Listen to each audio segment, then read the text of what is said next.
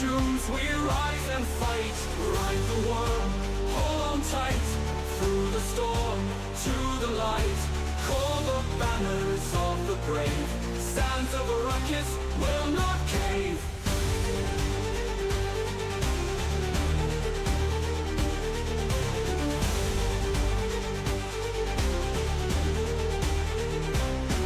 Harkonnen's grip begins to fade. In shadows deep, our plans are laid. Prophecies in blood are sealed. In the dunes, our fate revealed. Harkonnen's grip begins to fade. In shadows deep, our plans are laid. Prophecies in blood are sealed. In the dunes, our fate will not cave.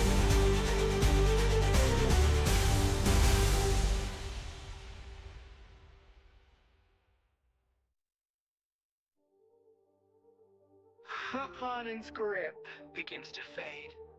In shadows deep, our plans are laid. Prophecies in blood are sealed. In the dunes, our fate revealed. An age serried weave their schemes. History echoes in our dreams. Houses rise and empires fall. Desert's story holds them all. Water's precious drops we claim. In Arrakis lives our name. From the desert we derive strength to conquer, strength to thrive. Water's precious drops we claim. In Arrakis lives our name. From the desert we derive strength to conquer, strength to thrive. Strength to thrive.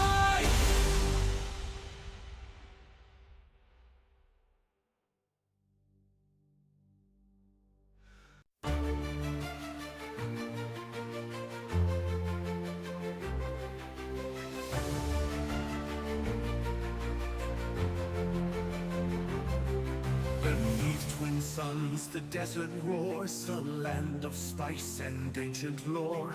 Fremen whispers in the night, dreams of freedom take their flight.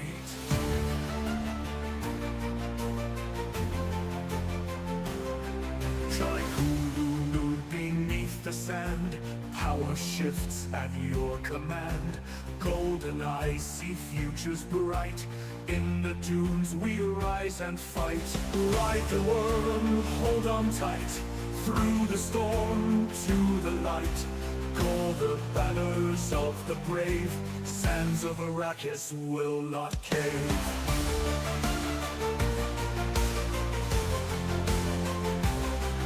Harkonnen's grip begins to fade. In shadows deep, our plans are laid. Prophecies in blood are sealed. In the dunes, our fate revealed.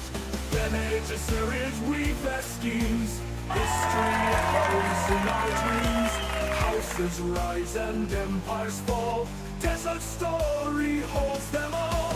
Water's precious drops we claim.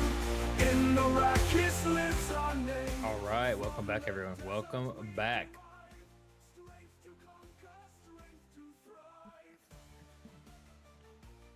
We are definitely in this episode 6. Oh man, yeah. Treachery. I don't know how to you actually say that, but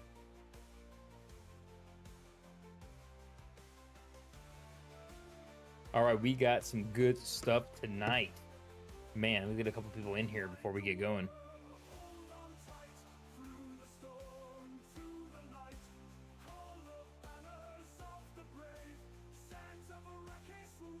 Alrighty, let's get my little screen set up here. We are about to go over this episode. I gotta make it quick. I gotta get this done within an hour because I have early morning Christmas week.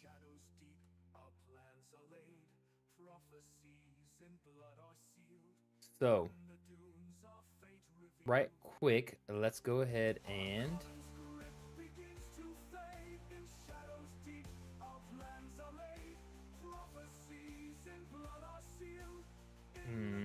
I'm not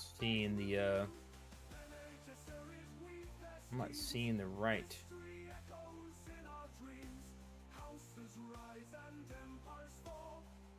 I might have to add a new one then. Add my. Oh, no, no, no, no, no, no.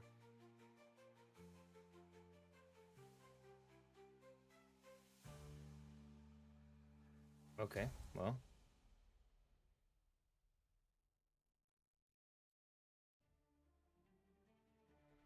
Why is browser capture not working?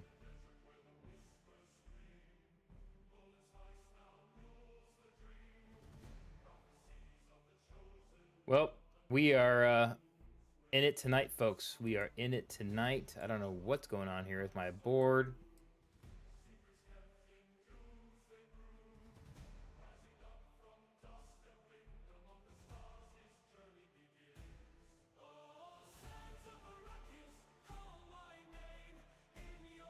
Well, my board is malfunctioning on me.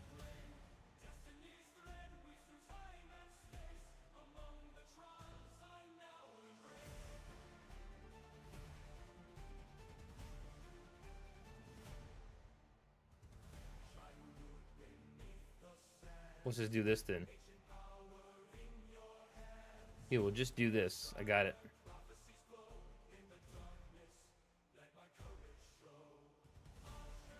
That's it.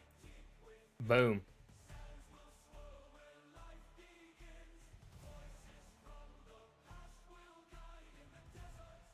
We got it.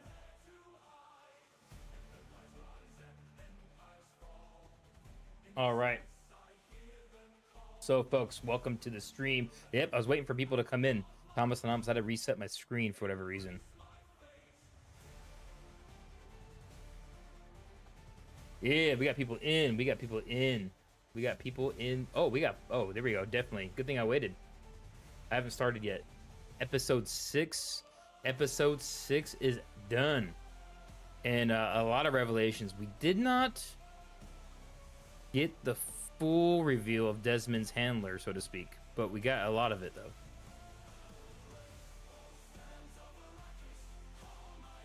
So I'm curious to see who that's going to be in season 2. And I'd like the ending, dude. The ending... Dude, we had probably one of the best space folding scenes we've ever seen in Dune in this episode. Out of all movies, shows, did everybody here watch the episode?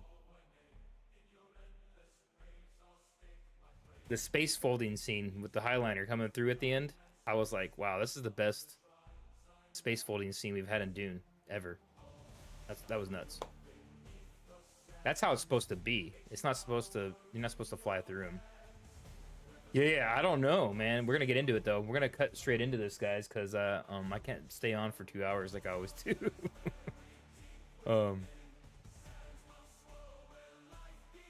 I can kind of go in a little late tomorrow, but yeah. So the episode really just kicks off almost right where part 5 left off.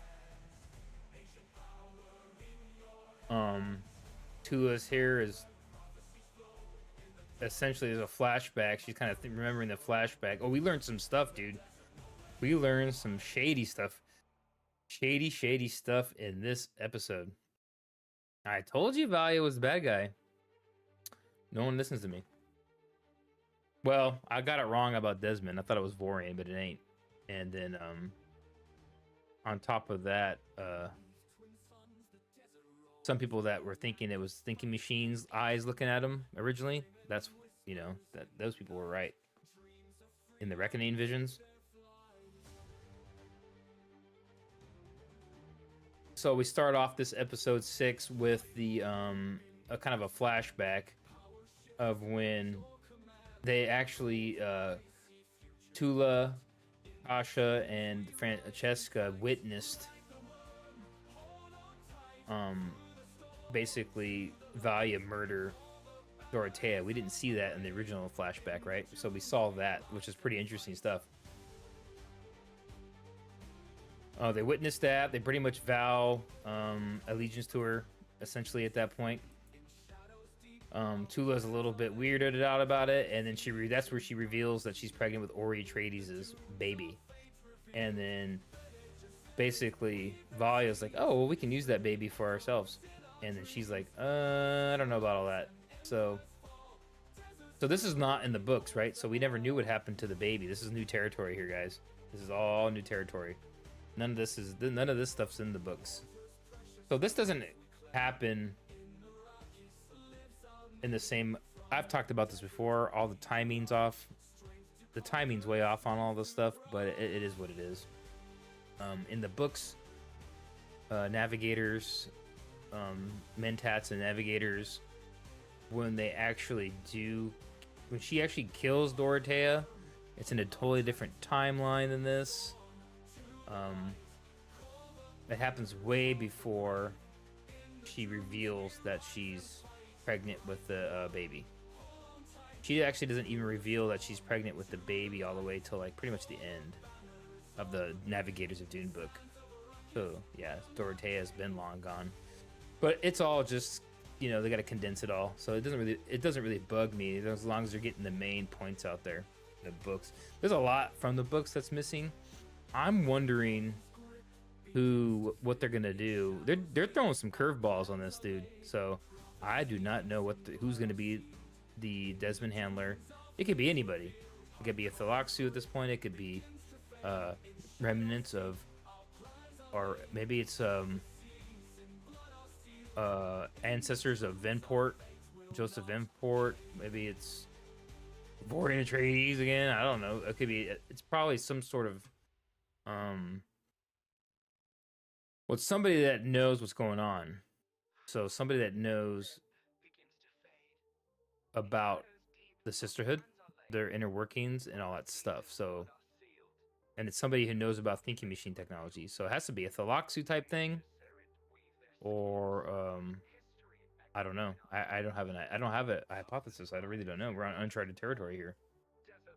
Vorian Atreides come back because he's still alive out there. I don't know. I got wrong the first time, so I'm not gonna guess that this time. I'm just throwing anything out there. So yeah, that's one gripe I had was, why did Theodosia turn into Yenne's only to? Well, that was her orders from Valia. Was this to pretend to be her? The orders from Valia was to pretend to be her, get locked up there, and then pretend to be Yenne's. But then at the last second, she saw that dead guard, and she was like, well, I can just pretend to be him and kill. She was just trying to go above and beyond, and she got caught. That's what that was. So she disobeyed Valia's orders. It was Theodosia was stupid. She blew that. That was all her fault. So now Tula is going to be locked up there with Theodosia in the suspensors. Yeah, we'll get to it. So we figured that part. We saw this part, the baby. So then we have the Mentat sister is still trying to figure out a cure for the Reckoning nanoplague, and the Spacing Guild. There could be. You know, if they don't want to give it away, so if they would have showed like a guild navigator there overlooking it, but it could be, or it could be like descendants of Venport. Well, he had those Thalaxu guys working for him before in the book, so it's probably somebody that knows about thinking machine technology. Erasmus is dead, so I don't think it's Erasmus. Unless somebody recovered his gel sphere. Erasmus is dead. Erasmus got a human body though. That's what people don't. In Navigators of Dune, the thinking machine Erasmus, he gets a Gola body, so to speak, of Gilbrathus, the first Mentat. They reclone his body and he gets it, and then so he has a human body, but he's still a thinking machine brain core. But then he gets wasted though. He walked out there to save Anna Carino from the poisonous vacuum on the planet they're all, Denali I think it is, when they're having that final battle assault, when the Emperor's assaulting Joseph Venport, and then he starts like, you know, having human emotions. and then he basically goes to save her, but there was no hope. They both melted away because the atmosphere is acidic. But he's dead, so that's why I don't think it's Erasmus. Yeah, that's some crazy. That's some deep diving right there, though. That's some deep diving, some theorizing.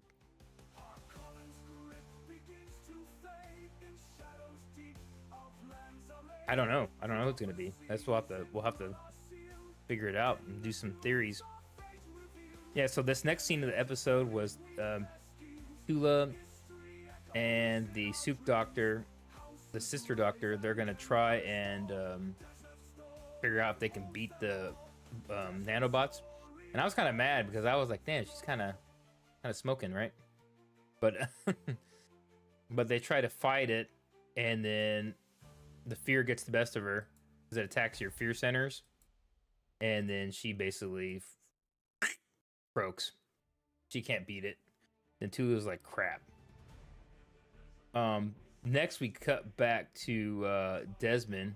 He's kind of questioning Kieran Atreides, and he's like, hey, they've been pulling your strings all the time. You should work with me, go testify in front of the Landsrat, all this good stuff.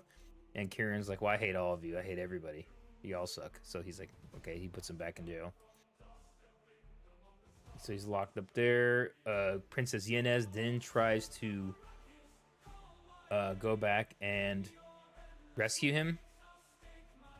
Mom catches her and arrests her herself, locks her up. Because the mom's basically just power hungry at this point and pissed off at everybody.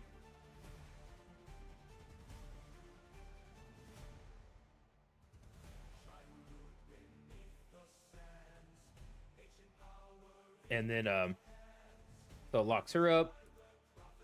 She's all mad. Emperor Javico. I saw this. I saw. I think I called it early on. Maybe I don't know if I called it with you guys, but I kind of knew it was gonna happen with him.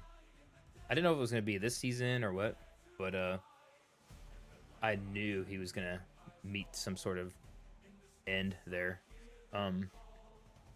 Because they all do. And they kind of insinuated that they executed. They didn't say it directly, but didn't they pretty much insinuate that they killed his dad, Valia? Because it doesn't say in the books how Roderick gets schwacked. He just kind of dies, right? And then in that short story, the Imperial Court I was telling you guys about, he's like, Roderick takes over. So I got something right. I predicted something. Yay, I predicted something right, guys. I predicted.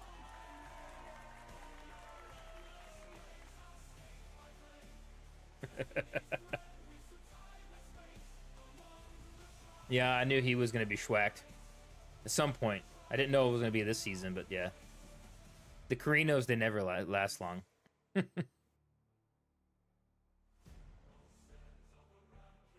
So she's still kind of doing manipulation, but she actually does love him. We got that gist of that. She's trying to, you know, he's trying to get her to stay at this point. And then he gets word that his daughter's been arrested. She reports directly back to Valia. Francesca does, and she's like, crap. So she's like, basically, we have to make our move against him now. Against Javico. Theodosa's like on board, dude. She's loyal to Valia now. She's like totally like, oh, I'm aboard.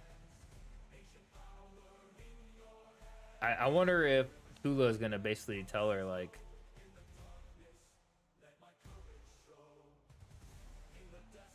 she's full of crap. But it seems like they're still sisters that love each other at the end, even though she doesn't trust her fully. But there's, you know, it's almost like sisterhood above all, and it's almost like it's real sisters above all. And I think she's basically, Valia is just using everybody else against, you know, to keep power.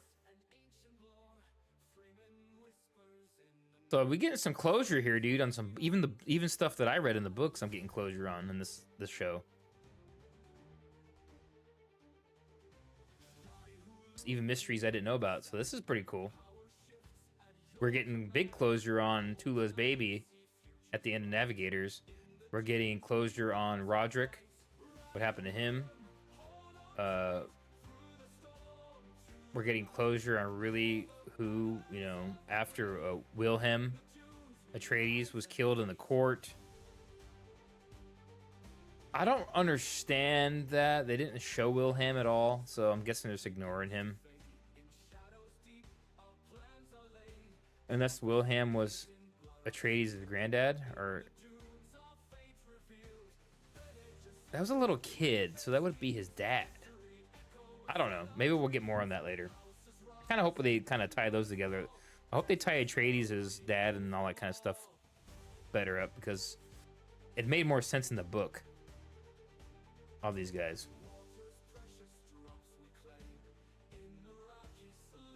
I'm not gonna lie, guys. I think... Okay, so it's... on suspense, episode 4 and 5 was better. But on information dump, this was a better. And then the visuals in this episode seemed also better, I think, a little bit. You could tell they pumped a lot more money into CGI into this episode. We didn't get Space Navigator, so that's kind of I'm not happy about that. But they kind of made up for it with the space folding scene. So we saw actual space folding in action for the first time, really, in the Denis Villeneuve stuff.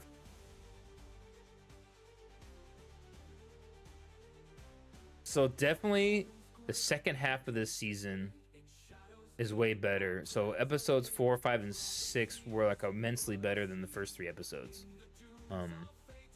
Yeah, so I was given like the first 3 episodes. So I'm giving this this season. Well, we'll get to it at the end. I'll do my final review on it. We'll get through this little recap real quick. I'll try to go fast because I gotta go to bed. So we cut to another flashback. Valia brings them all in on the Anurel AI thinking machine. Brings them all in on that. She shows them the whole master plan. She starts moving her chess pieces around. Sets Kasha as the Crusader. Puts Francesca as, you know, imprint on young Javico. All that good stuff. So this is where she made her plan. And then she finds out about her baby, and then how she's gonna use her baby, and she's like, Hulu's like, I don't know about that.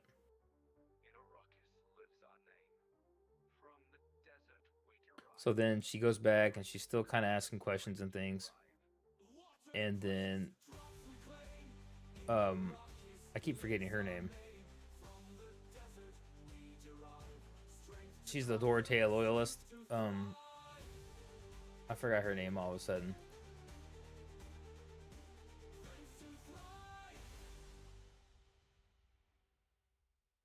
Sister, shoot, what the heck? I can't even think of it right now.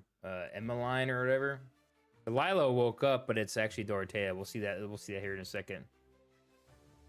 Yeah, Lila wakes up, tricks Sister Jen. It's not Lila, it's Dorothea taking over this time. All that good stuff. She gives her the sedative. That's good stuff right there. Javico confronts Desmond. Hey, what's going on? Why'd you arrest my daughter? All that good stuff. And he's like, well... And then he's like, basically, you're gonna bring back the sisters, right? And he's like, yeah. And he's like, oh, well, you're not following my guidance anymore, so you're betraying me. Back to the Wallach 9, they have the Dorothea, you know, purists. Is it me, or are they kind of? I have a dude. Is this kind of like a nod to the feud? This might be nothing, guys. This is I could be way off on this, but it's almost like they have a nod to the Frank Herbert versus Brian Herbert fan feud in this show. You got the loyalists, right? Right? You got the loyalists, and then you have the Brian Herbert AI thinking machine loyal. I don't know if that's what they were going for here, but It's an allegory. I don't know, a similarity to like the Frank versus Brian Herbert fan feud. That's funny, dude. I just thought of that.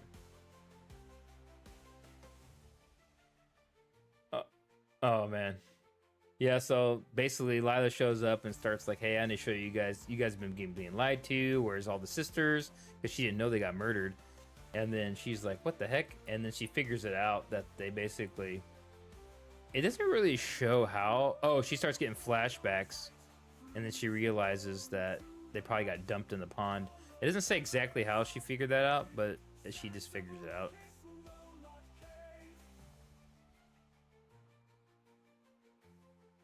No, this is Emmeline. That's her name right here. Yeah, she's Emmeline. Jen is the one that got sedated. She's the Dorothea, old school, anti-thinking machine loyalist. Jen wakes up. She's trapped, but she uses her sisterhood power to break out and break her thumbs and stuff. You know, ignore the pain. It still hasn't explained why she's immune. So I guess we'll figure that out in season 2. She's looking for the records of all the sisters that were there before. They're all erased. They figure out that Valia erased them. All the stuff Emmeline was believing is coming true, that there's something going on. And then she said she's basically gonna blow the lid off this thing, dude. The sisterhood is jacked up.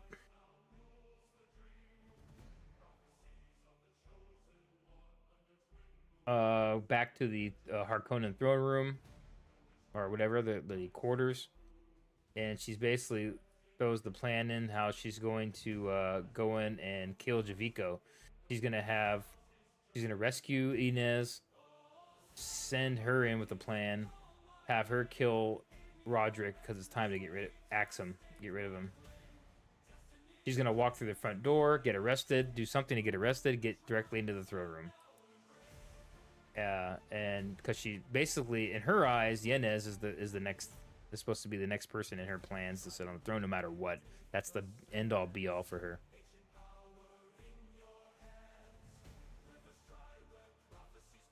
So Yanez has to live and get away and basically take over the throne eventually. And then she basically makes Francesca's gonna have to go in and poison her lover, the emperor, and she's like hesitant about it. She leads Theodosa into the changing room at Ross.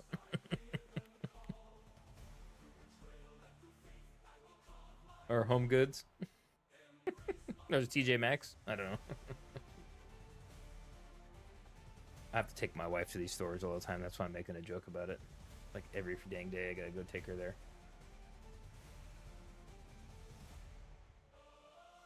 So she gets past security at Ross, gets the key to the changing room. Anyways, here's the poison needle that she gave to precursor to the Gom Jabbar. I wonder.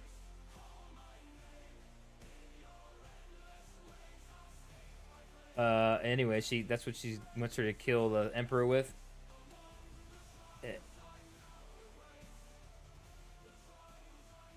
Emperor confronts the Queen. He's like, "You suck. You shouldn't arrest our daughter." And she's basically gone. She's going power hungry mad. She's making her move.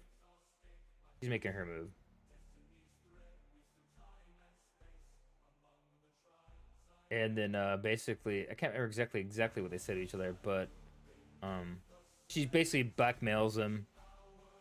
He'll still be a puppet emperor under her rule. Essentially, that's what happens. And he's like, man, everyone.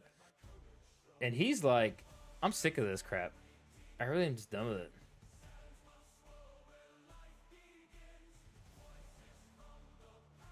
Everyone used me my whole life. And then Desmond steps out. She's on her side now, so he's like, what the hell?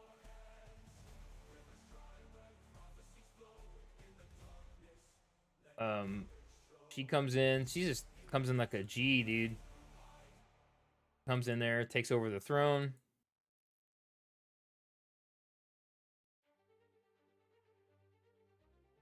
He's like, oh, I need to get her to help. So he shows up to the throne room. She's just chilling there. He pleads his case to Valia, and Valia's like, ha ha ha, you idiot. I've been using you the whole time. She's trying to get him to arrest her because she still needs to get into the throne room.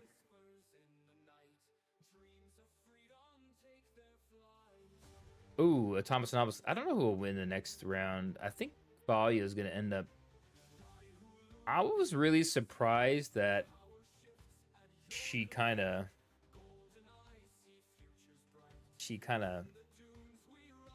hung out with the Atreides. So she's using them, of course, so.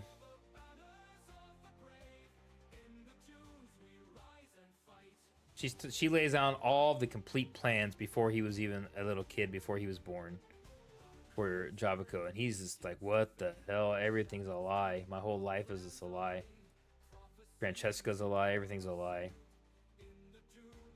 And he's just like, whatever, arrest her. They're kind of like, what the heck? And so he's just, this guy, this is the face of like basically a defeated man at this point.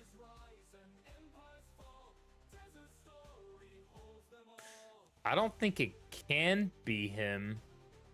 I don't think Constantine can. Well, Constantine, yeah, it could be because he's a son of a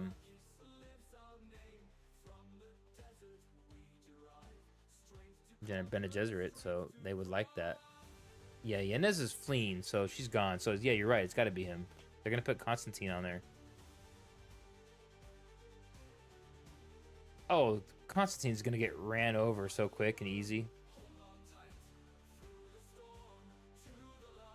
I would actually kind of be cool if they flip the script and he becomes like a hard ass. Like in the beginning of the season, he's just getting played left and right, and then he's like, you know what? Screw this. I'm not gonna let what happened to my dad happen to me. So he's just like laying the law down. I don't know. That'd be kind of cool. I don't know if they'll do that. I think they're gonna keep him weak the whole time. But that's kind of the trend. I mean, the Karinos are getting manipulated for thousands of years, 10,000 years exactly. I mean, they're big. They're getting freaking manipulated, you know, all the way up until Dune. You know.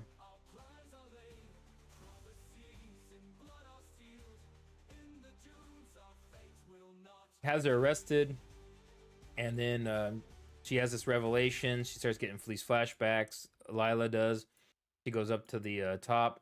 She goes to this hidden little like water chamber thing, releases the water from the pond, the fountain thing, right? And then there's another flashback. This scene was cool, dude, where there's a flashback of how Valia gets rid of all the non-supporters of her, and then she has a little meeting with them. She says, "Hey, choose now which side you're going to serve." And then she used the voice, but then not only does she use the voice, she taught the voice already to the rest of them. So they all start using the voice. And she basically tells them choose, and whatever they had decided, they're locked into, and they either kill themselves or they choose to serve her. So it was pretty clever. And they can't lie because they're under their control of the voice. So they all so Tula has the voice too. So Kasha and Francesca are now dead. So the original 4 are, there's only 2 left, and that's the sisters. So anybody that messes with these sisters ends up dead. So that's pretty interesting. So Schwaxum, mother of Vila, stays loyalist. So that's where she came. So she knows the whole deal. He's been lying the whole time. He might not be Thomas Anomalous. He might not. That he's with the fleet, maybe learning. But yes, I think he's going to stay weak and be controlled. Yeah, that's probably what's going to happen.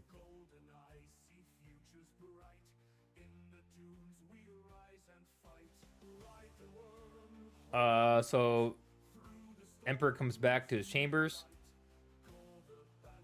And Emperor's like, hey, you're lying to me. Stay the hell away from me. I've figured out, I've heard the whole thing. She basically reveals that she's supposed to poison him, but she doesn't, and that she actually still loves him. It was Valia's plan. Then we cut back to Yanez and Kyrian locked in suspensor belts. Valia makes her entrance. She uses the voice on guards, and then she just basically bosses her way through it.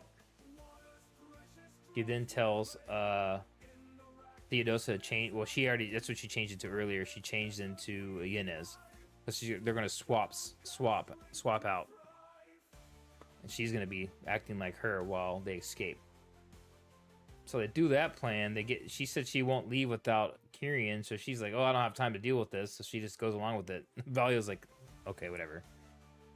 And then she probably thinks that real quickly, like, okay, that could be a benefit because that guy's a good fighter. He might be able to, I'll use him. I can get rid of him later. That's what she's probably thinking.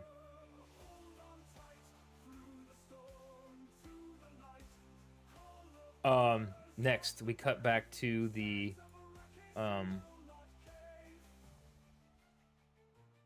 Empress and Desmond. The security barges in, and then they tell her that there's been an escape, I think what it was, and they locked down the oh, they said Valia has been escorted to the prison or the jail, and then they're like, oh, so he figures out, oh crap, this is prison break. So he said lock it down. They get him out. They swap places.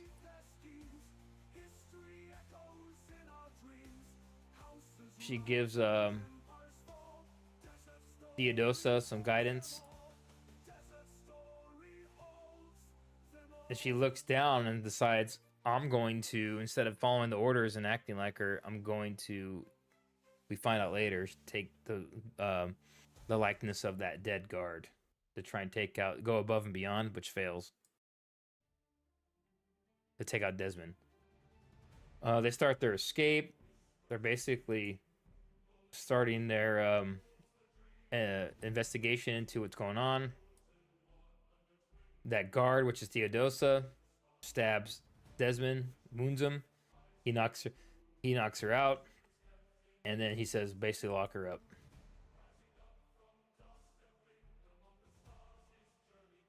Go back to the Emperor and Francesca, and they're still doing their pleading. And the Emperor's like, you know what? I'm sick of this crap.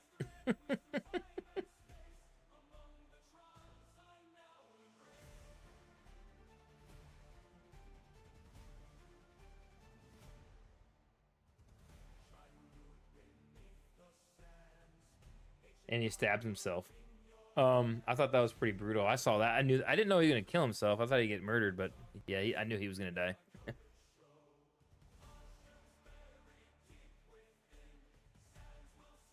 Basically, he's just tired of it all. There's no purpose. He's like, I have no purpose.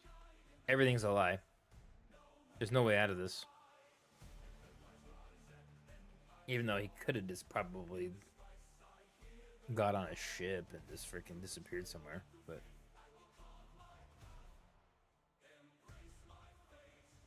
oh well. You think Desmond will convince Constantine to release Tula and he teaches the voice to Dorothea followers? Probably, because the voice is a pretty much a standard tool, I think, later on, right? So eventually they'll all get it. They're doing their escape, and then Kyrian and them are escaping with Valia and Yanez. And then as Javico is dying, bleeding out, Francesca's looking over him, and bam! Empress Natalia comes up behind her, hits her with the freaking metacyanide, instantly kills her. And then they have a murder-suicide, blame it on the sisterhood. Boom, that's what I'm thinking right there, right? She's gonna do. I mean, she's just turned out to be evil, dude. She was actually the nicest person in the show. Whacked. Dude, this is definitely a Dune episode, dude. people. This is like the most Dune episode of them all, really. Like the straight backstabbing, treachery, left and right, plans within plans. This is just like everything that's Dune, dude. Is all in this episode. Minus, well, we even got Arrakis. We even got Arrakis. Pretty cool stuff. Content-wise, it's like one of the best episodes.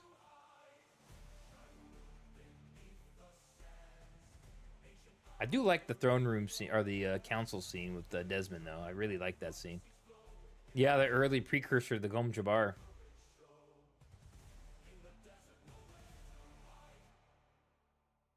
So she's setting up her takeover to put Constantine in charge, I'm guessing, like what you guys are saying. Murder, suicide, or something like that, or whatever. So Dorothea, in the form of Lila, drained the pool. She revealed where they dumped all the bodies in the bottom of the pool. So all those sisters that they murdered are down there. Avila's like, oh well, I hope nobody looks at. I hope nobody figures out that I did all that. And I knew.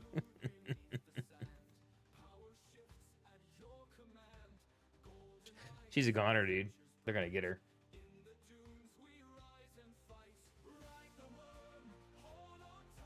They all start basically, you know, kind of instantly siding with Dorothea. She handers the crowbar, and she's like, "We're bringing this back to the good old days. No more thinking machines, no more treachery. Getting back to the good oldies, sweating to the oldies." So they start heading down to the AI thinking machine room to tear it apart.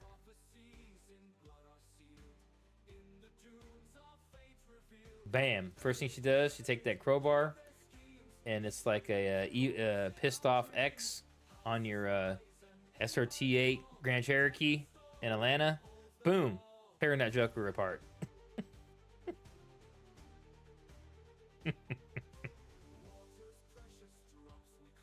And then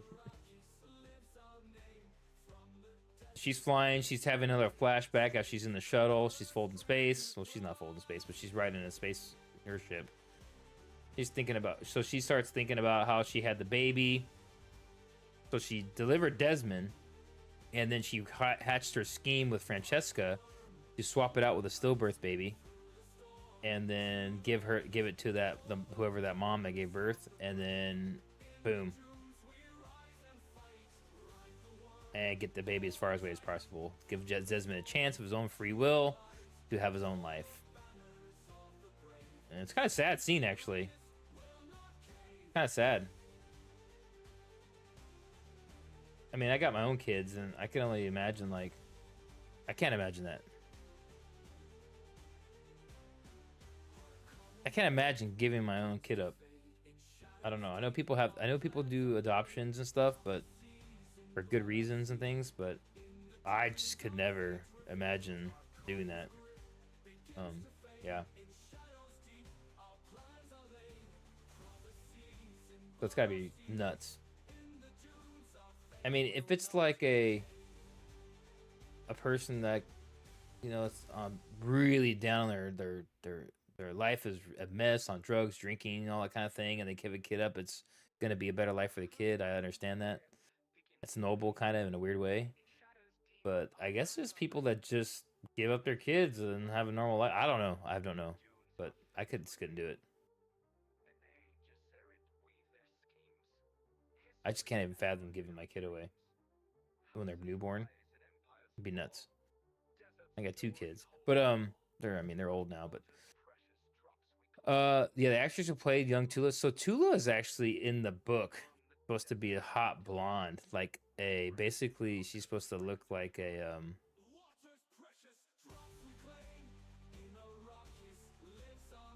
Sydney Sweeney or something. But yeah, but they kind of just made her brunette. So she sends the baby off to have its own life. It's Desmond. She gets the stillbirth baby, and then she's... Oh, this is a cool scene right here, dude. So Harrow returns back from his trip to Lankavale. I think where he was. And then he's like, "Where's everybody?" Well, no one in here. So we find out what that orb was.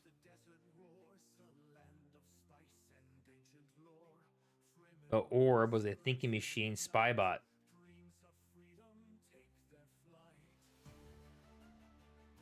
Right here, dude. So it's a nano machine spying camera. So somebody is definitely pushing thinking machine technology across everywhere still. So and that technology came from Desmond's handlers. So we're gonna have some serious speculation. Who the heck is the other player in this?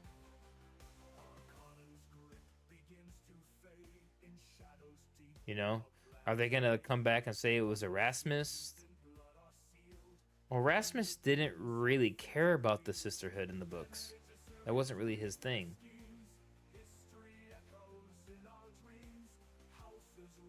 Vorian would have, though. Am I gonna push Vorian, guys? Am I gonna push Vorian as the actual guy? The handler? I don't think Vorian... That is very non-characteristic for Vorian to cut his own heir's eye out and use him as a tool. That's not a Vorian. Vorian was very noble, so I don't think it's not him, I don't think. It's gonna have to be some sort of other house, a Thalaxu, something like...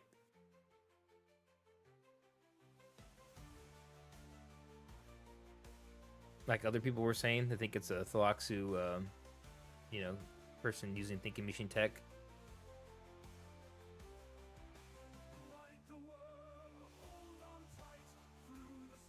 What do you guys think? So this was cool. So we learned that was a spy bot, and he got the goods. He got everything. He got all the evidence against Valia.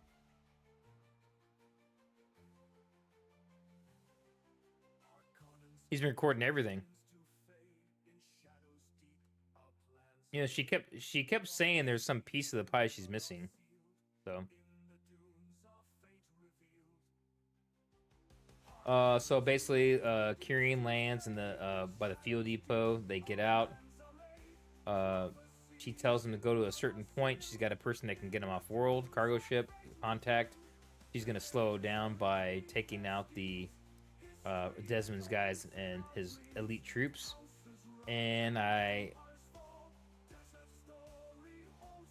And basically, she start using her skills. She's using all her Bene Gesserit skills. This is a badass scene, dude. I've heard this going through him like butter.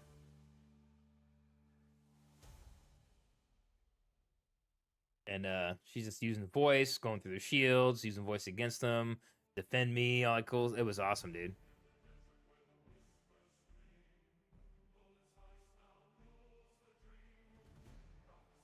This actually might be the best episode of the whole show season, actually. The more I'm thinking about it.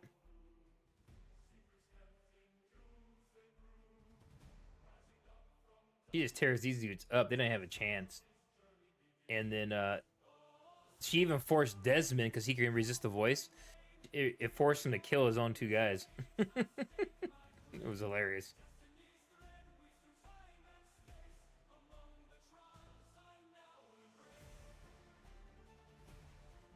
And then she starts basically having a little chit chat with him, Desmond. And she basically says, use the power on me, because I need to know. I need to see it. And then he does it. And then she starts having her vision of the reckoning.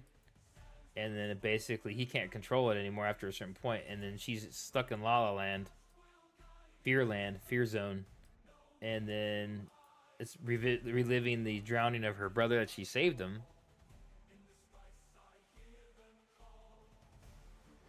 And then Hula arrives, and she's like, what the hell is going on? This place is in chaos.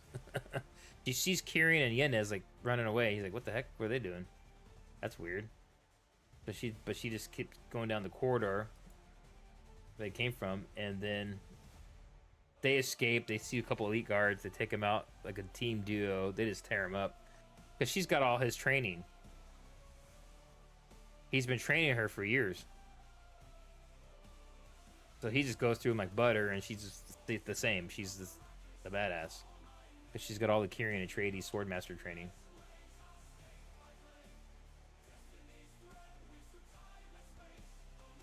They go through these guys, go through their shields. This was also another badass scene.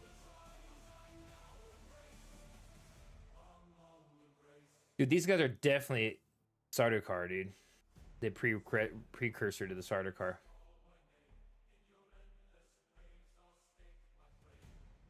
I bet you because they're getting taken out so easy, they start the harder training methods on them.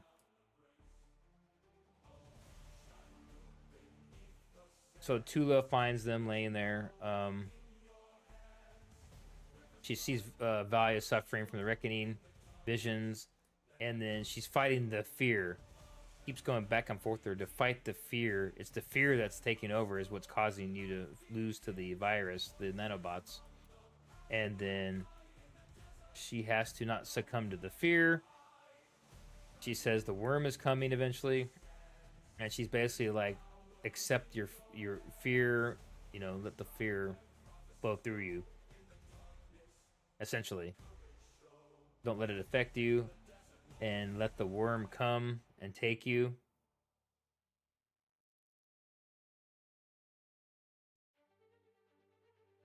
And then he's just laying there still paralyzed. She starts, this is a cool scene, dude. So she actually is reliving the scene. So if Desmond didn't die from the worm or get actually eaten by a worm, maybe he is a, it's looking like he's a Gola. Maybe it can't be a Gola because the computer would have figured that out. They must have just planted that vision in him or something. They could go cuckoo and make him a Gola. That'd be nuts. You guys are still listening to me rant here. So she finally, this is it. Now time for the reveal. A big reveal. So a big reveal, guys. So the two orbs are just one thinking machine eyeball. Looking at him. Then it zooms in. The vision. They finally see what the reckoning is. It's actually just a thinking machine doing surgery on the eyeball, implanting the virus control nodes onto the eye socket.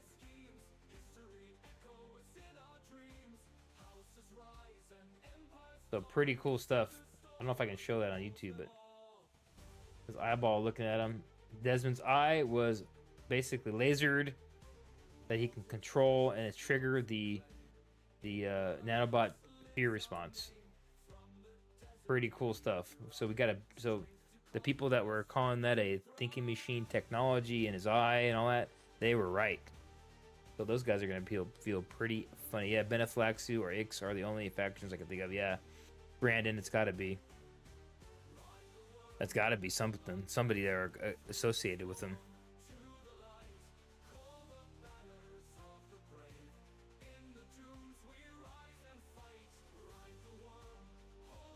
Yeah, so then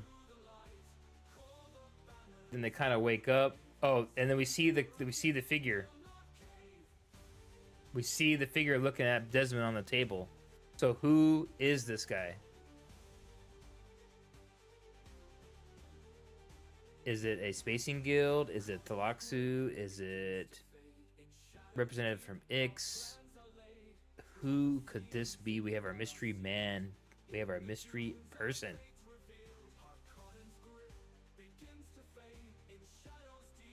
We don't know who it is. And they're watching it happen. Borean Atreides? No, I don't think so.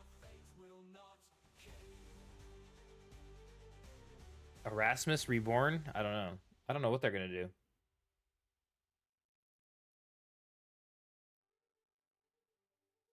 So that was our big reveal. She beats it. She comes out of it. She basically says like she saw what's going on.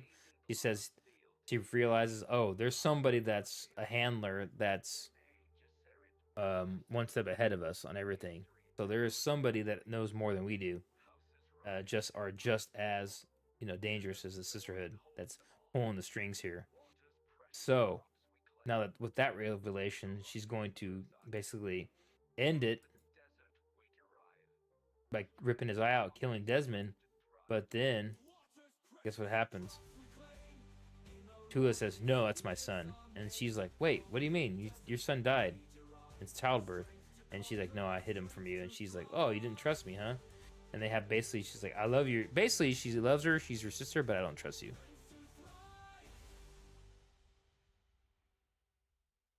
Yeah, the Cymex in the Neo Cymex in uh Navigators of Dune were basically ran by that Ptolemy guy, right?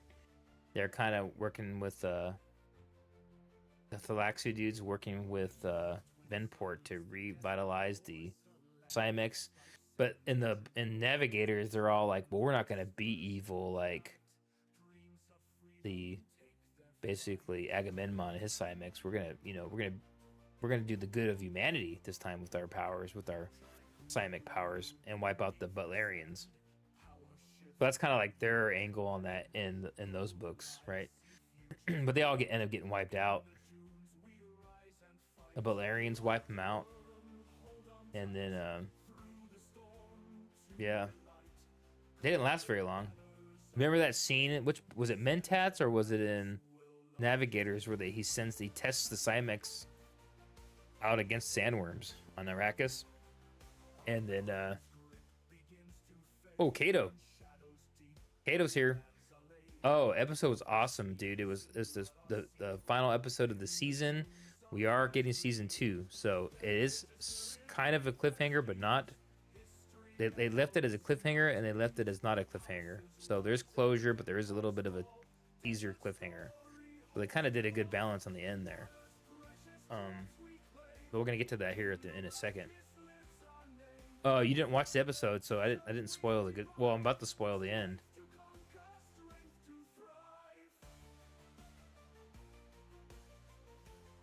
So basically, she tells Valia, "Hey, don't kill him. He's my son."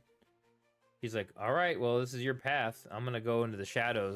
So Valia is basically going deep cover now, deep shadows to keep her plans going, and then Tula sticks around to help her son, which is Desmond, and then he reaches out.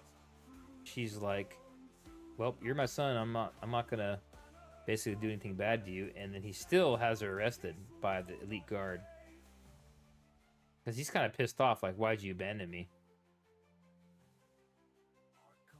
Right? And then but she still loves him, so she doesn't care anymore.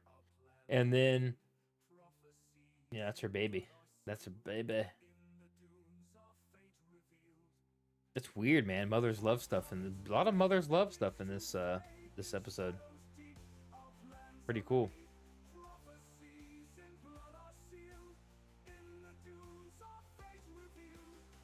And then she gets taken away, I'm guessing, to Suspensors to hang out with Theodosia. I guess. I don't know. So then we get probably the best space folding scene we've had in Dune ever. I'll probably get copywritten if I show it. Dude, I'm gonna play it, guys. You might not be able to see it very well. But the space folder comes through, dude. Dude, that was the most badass scene. I saw it on my big 4K projector theater room, dude, with surround sound and stuff.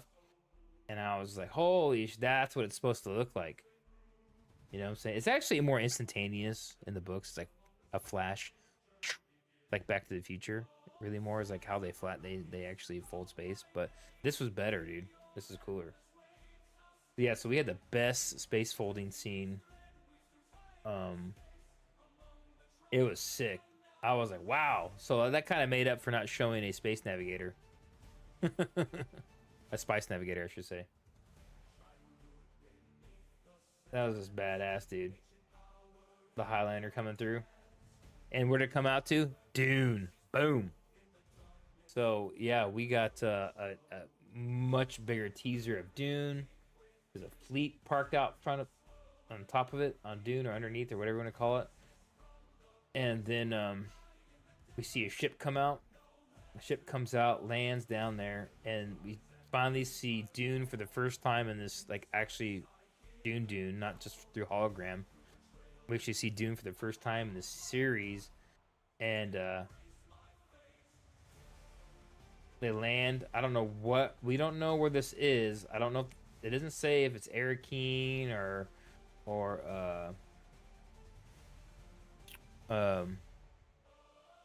what's the other big city? Not Carthage, Tulik. Those are all sieges. Siege Tabor, Carthage. What's the other? What's the city that they don't go to in Dune because the Harkonnens had it? It's because remember in Dune, Leto's like, hey, we're not going to that capital city. We're gonna make Arrakis the new capital because the Harkonnens probably set traps and all those others that in that city. Someone tell me, the other city on the other big city on Arrakis, it gets bombed in the alternate history on Dune Awakening. Why am I brain farting this? Anyways, maybe that's where they are. I don't know.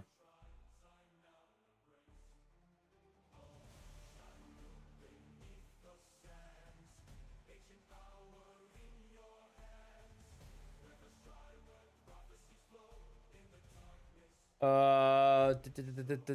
don't even mention it. They don't mention that city in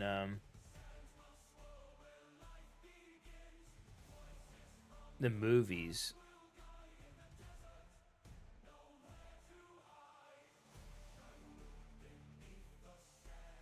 Why can't I'm brain farting it? Anyways, I'll go look it up real quick anyway. Was the new what? How? Oh, that's the same one. Anyways, we get Valia, Yenez, and Tyrion Atreides now setting up shop on Dune itself. So, pretty cool stuff. Cool shots of Dune. Man, this is what we wanted, dude. This is what we wanted. And the cargo ship lands. We don't know exactly what city this is, but you know, maybe we'll learn in the next season. And they get off. And she says basically the next path of your journey begins. And boom. The show ends. Bam. So that's basically our last scene is them coming out of the cargo ship on Arrakis. So my thoughts on this. So we basically covered the whole episode. My thoughts on this are, I think possibly these show creators are listening, figuring out like, oh, we got to give more Dune to people. They need to have a better balance. This is my theory. I like how they're doing it because I've read all the books, all the stuff. So for me, it's good. But to kind of keep the normie audiences coming back for more, they're going to have to mix it 50-50 Dune, back and forth. They need to keep at least 40% of the next season stuff happening on Dune itself. That's the way they're really going to get people back in, get more people into the show. That's just, I don't know if any of those folks watch my stuff. Great job so far, honestly. And then I've seen a lot of people worried about the show being like wokey, and I didn't see any of that in the show.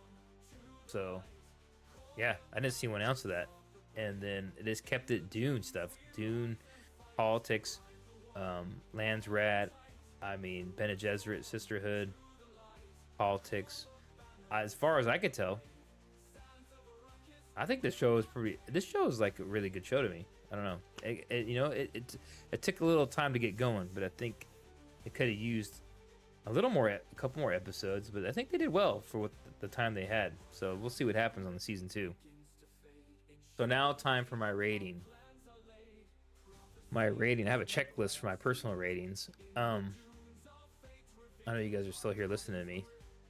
We're almost at the end of the stream because I have to go to bed. But And then after that, I probably there won't be a before I get into my rating. There won't be a live stream next Saturday or Sunday because I won't be home. It's gonna be Christmas. I'll be home, but I won't be able to live stream.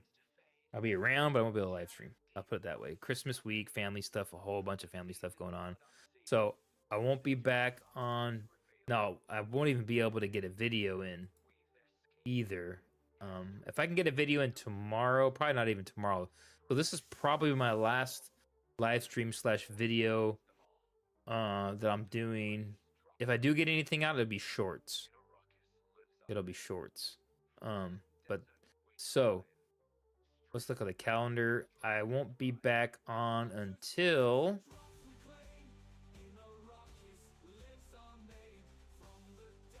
maybe, guys, I might be able to do a New Year's Eve late night live stream. So like an hour or at midnight type thing. I might be able to go live. That might be what I try to do.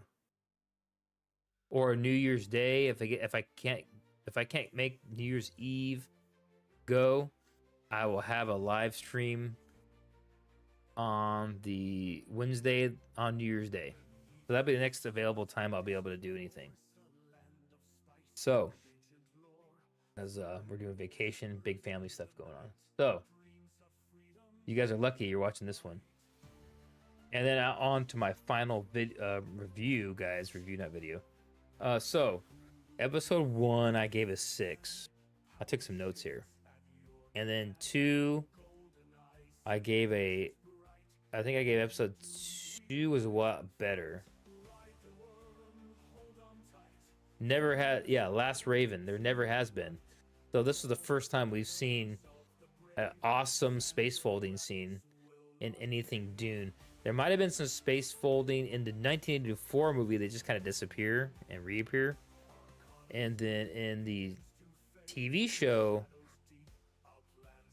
they let all the ships load up onto the Highliner, but that show is so cheesy. But modern times, no, it's the first time we've seen space folding.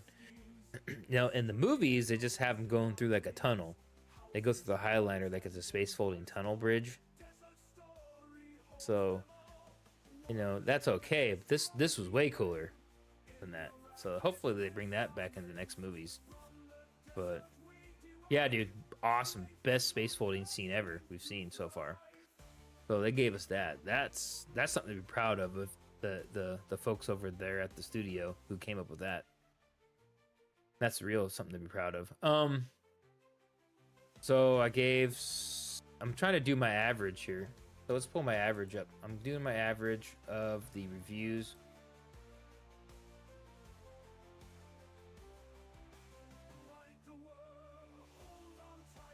So I'm doing my average calculator. I'm doing 6. I gave episode 2, I believe, was 8. I liked episode 2. Then 3 was a 7. And then the last 3, I'm going with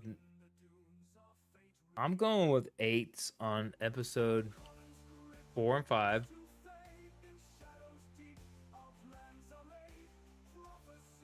And then because we got the space folding scene, I'm easy, dude. I'm easy. We got space folding, we have revelations, we have the reveal of the tech that's in his eye. They actually gave us information, and then we got Dune. They mentioned Mentats a lot. We got the Sook's sister. We got a lot of reveals and lore. So I gave episode 6 and 9, dude. I really liked it, actually. I really liked this episode. So I don't know what this is going to come out to. Our average is so that, by my numbers, it's a 7.6.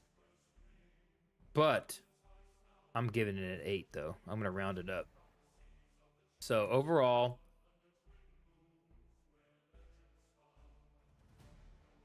keep cooking. Yeah. Let's see here. Give the 8.5 out of 10. No. So the show, is getting an 8 from me because episode 1 just was not that good as the other ones, and we didn't get a lot of the thinking machine stuff. We did not. This show would have been a 9 out of 10 for me if we had seen a Spacing Guild Navigator. They didn't give us one, and we didn't see a Mentat.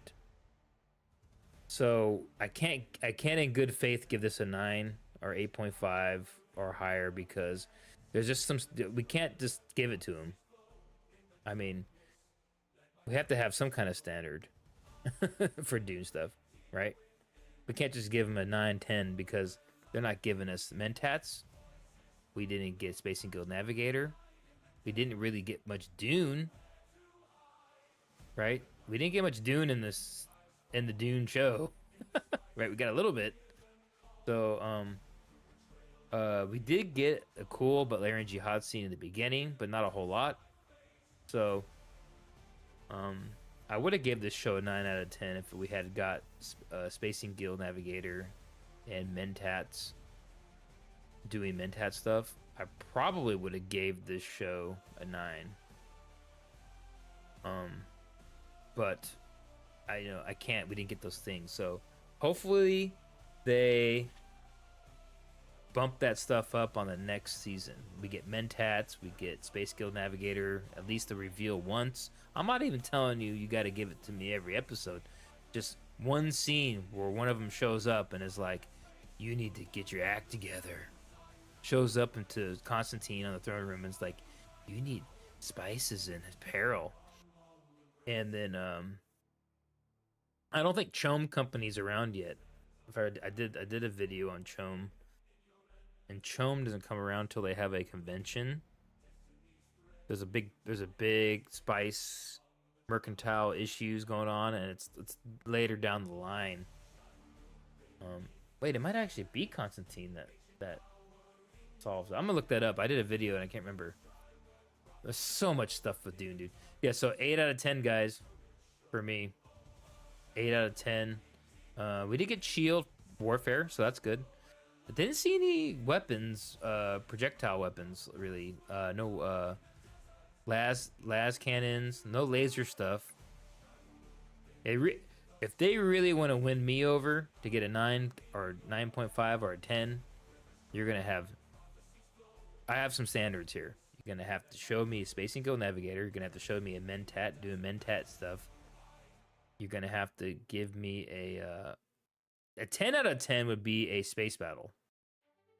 Are we gonna get that? Probably not. Like a fleet space battle of some sort. That would be a 10 out of 10 for me.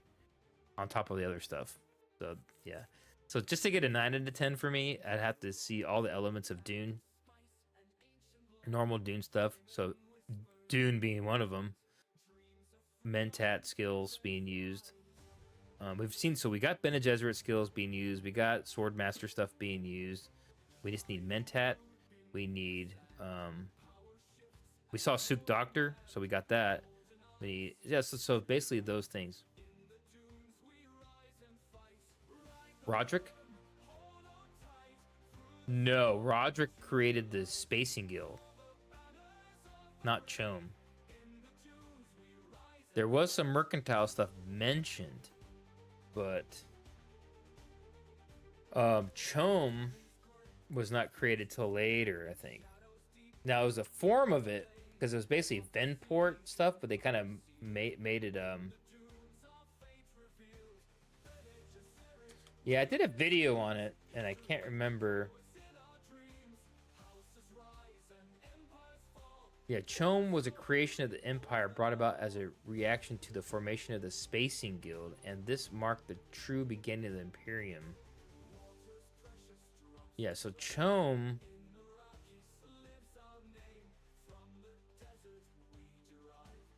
Yeah, the Spacing Guild brought itself to attention of the Imperium. Okay, so the Spacing Guild comes around at the end of Navigators of Dune. So Roderick makes the guild, essentially, along with Norma Senva, because he strikes that deal. But I don't think there's actually any clear-cut...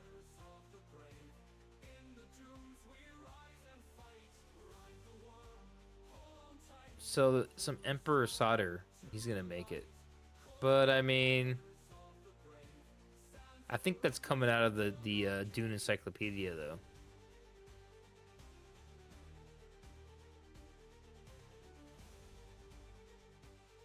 Yeah, I think Chom is already around. I think you're right, Brandon. I think technically it's already there.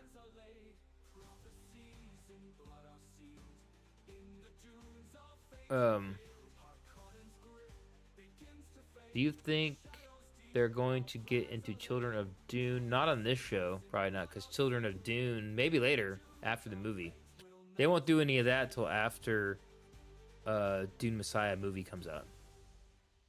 Then maybe they'll do TV shows on it. Or they might make a Children of Dune movie, who knows?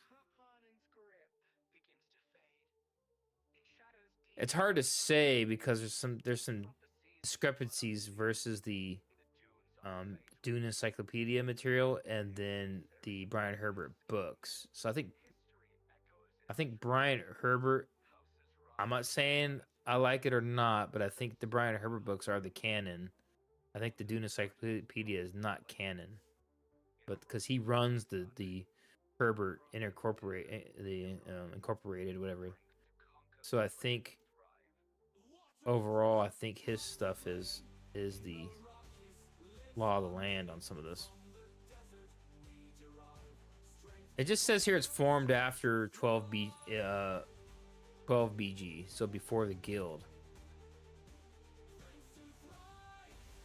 Oh no, it came. Okay. Spacing Guild was formed, brought itself to attention of the Imperium and Emperor Solder in 12 before Guild. So that's contradicting information from who's Emperor Solder the first. But maybe they're gonna maybe the timelines are gonna be off. Maybe he's gonna be the guy who shows up at the end. But he makes the Solder car, I'm guessing.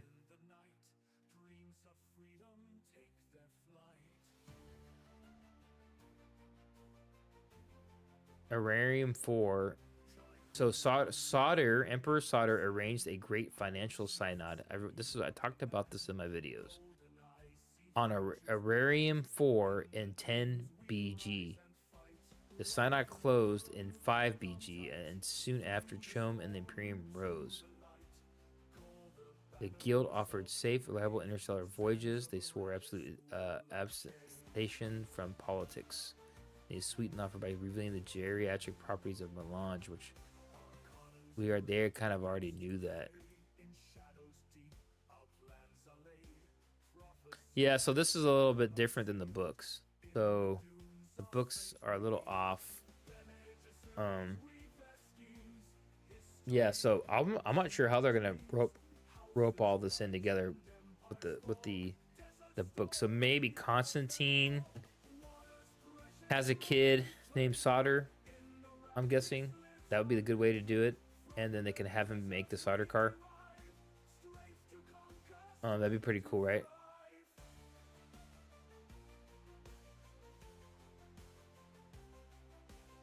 Yeah, so it's all kind of legends and stuff though, like the Dune Encyclopedia. I think what they consider the Dune Encyclopedia kind of like legends and possible stories, and then I think the Brian Herbert stuff is actually the canon. So they could just kind of meld that into it, and then kind of make that the official canon. So maybe season 2, or if the season 2 has a lot of Dune in it, like on Arrakis stuff going on, I think the show will do really well, and I think that they'll get a season 3. If they do almost the same exact formula it did this season, I don't think it'll be quite as popular. So the people are going to want to see Dune now, and they teased it at the end here, right? They're teasing it at the end, so they're going to have to show us Dune, and they're going to have to show us Kyrian and Yanez doing stuff on Dune. And my theory is that it's going to be Valia kind of making Yanez possibly start the Bene Gesserit stuff on Dune. So at some point, what if the first Reverend Mother on Dune is her is Yenne's. She's gonna take water of life. What if they're gonna figure that out in the show? That'd be interesting, right? It'd be kind of cool. I don't know, guys. I'm gonna have to cut this out though now. I'm gonna have to go to bed. But I really appreciate you guys watching my theories, my breakdown on this last. After I get back from the new year, I'm gonna do a full series review video. I'm working on a couple things. Dude, I'm working on a very cool video called Dune Spice Wars, the histories of it's the history of conflicts on Arrakis over spice, right? So basically I'm gonna do the big major battles from the books, and then kind of maybe even from the movie. Well, the books is the movie, but yeah, I'm gonna talk about some of the ancient battles, and then I'm gonna talk about the the Battle of Arrakis, some of the tactics used, all that kind of cool stuff. I'm gonna do the best I can. I'm slow rolling that video to make it better. So pretty cool. Yeah, so stay tuned after the new year, man. It's gonna be hopping and popping here. Dune Awakening's coming out soon, right around the corner. Only like 3 months away, probably. Hopefully. I'm hoping. So, yeah, from what we've got so far, and they guaranteed in season 2, I think it's gonna be a good. Just as long as it's just as, all I really need is just as good as this season, and just add some more Dune into it. I'll be happy. I'm gonna give you another 8 out of 10. If you give me Spacing Guild, Fleet Battle in Orbit, Mentat, boom, that would be a 9.5/10. It depends on how good it is, but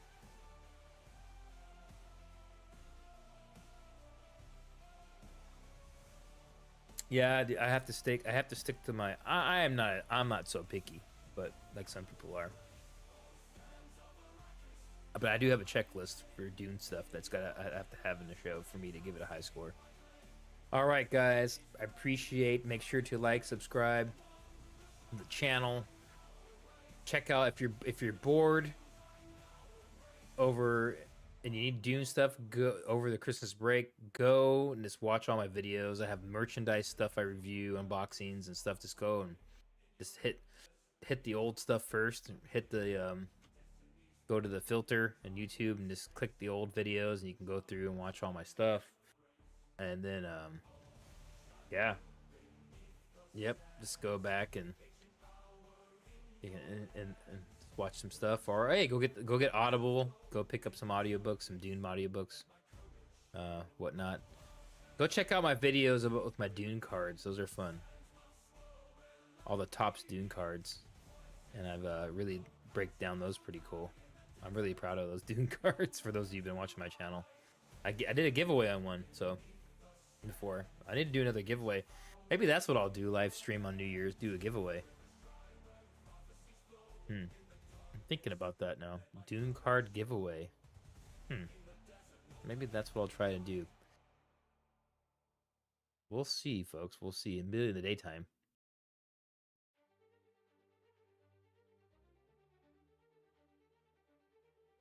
Have they ever showed inside the ships before? In the miniseries, yes. And a little bit inside the old 1984 movie. Nah, I really was. Remember, they're kind of inside the ship a little bit. All the ships are going inside this Highliner, and then a little bit, but not like walking around and stuff like you're thinking.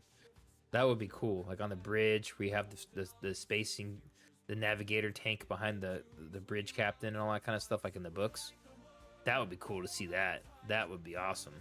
But no, we haven't seen detailed. And you're right, we haven't seen detailed inside ships. We actually saw inside ships on this one. We saw some inside some ships on this one, like a little bit.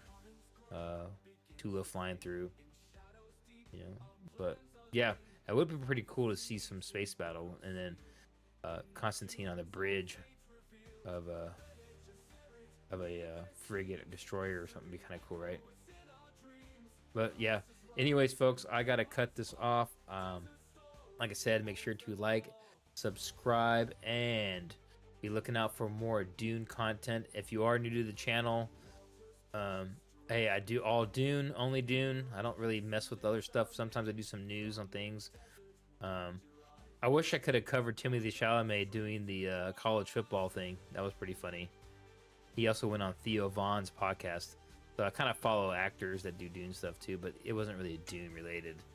It was just he's Paul Atreides, right? So it was kind of funny to watch him on doing the college football stuff. Go check that out. Just type Timothy Chalamet college football draft or something. No, it wasn't draft. It was the whatever. And there's a whole thing of him, and then he was on Theo Vaughn talking about his movie Bob Dylan that's coming out. He did a Bob Dylan movie that comes out this week coming up. He doesn't mention anything Dune at all in there, unfortunately. I probably will live stream the Oscars this year, guys. Maybe not directly live, but I might be like on a live stream doing a live reaction to it. Because Dune Part 2 is supposed to win a bunch of stuff, hopefully. So I might just live screen. I can't show the actual direct live of it. I'll get copywritten, but I can probably just do at least a open reaction. So until next time. Oh, my music stopped. Until next time, I'll bid you adieu.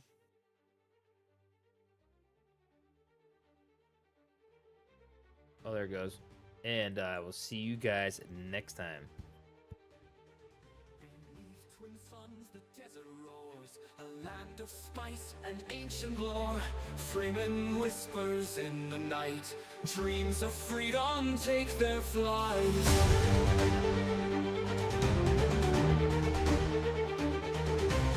I who lurk beneath the sand, power shifts at your command. Golden eyes see futures bright. In the dunes we rise and fight. Ride the worm, hold on tight. Through the storm to the light. Call the banners of the brave. In the dunes we rise and fight.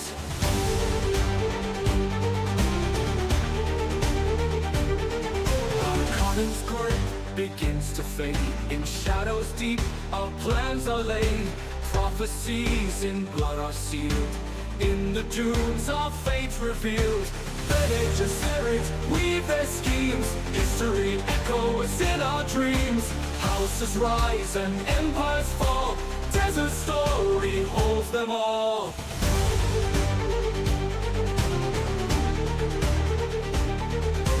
Water's precious drops we claim. In Arrakis lives our name. From the desert we derive strength to conquer, strength to thrive.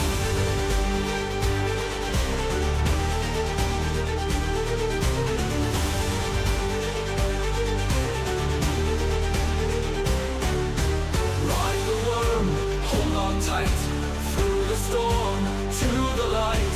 Call the banners of the brave.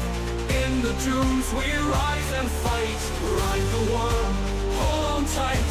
Through the storm to the light.